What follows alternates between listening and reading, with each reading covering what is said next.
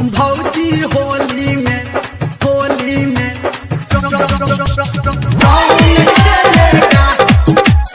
presented by Maithili Babu।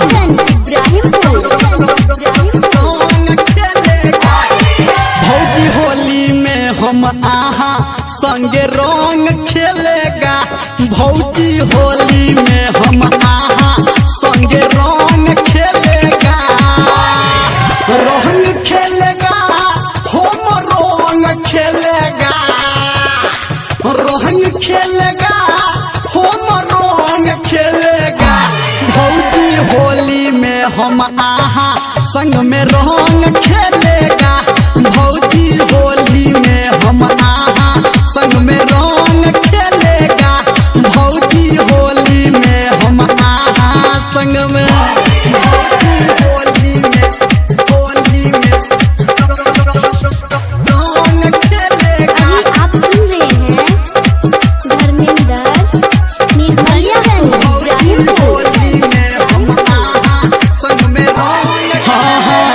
पहले साल झूठो के तू की थी भौजी न खहरा। इस बार भौजी आहा गया ठाम पकहारा।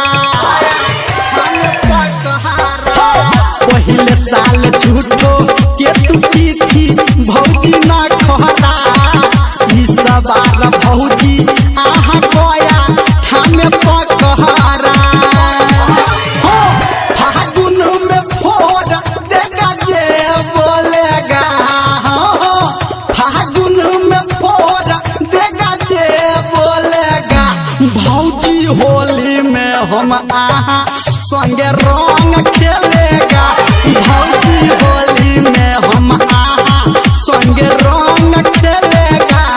भौजी होली में हम आहा संग में भौजी होली में रंग खेलेगा। माँ गायत्री रिकॉर्डिंग स्टूडियो कंचन भौजी होली में हम आहा संग में रंग। लाल हक्का पियर का सब लाए है पॉकेट में। आ भाभी देवर का प्यार होता है आजू डेट में।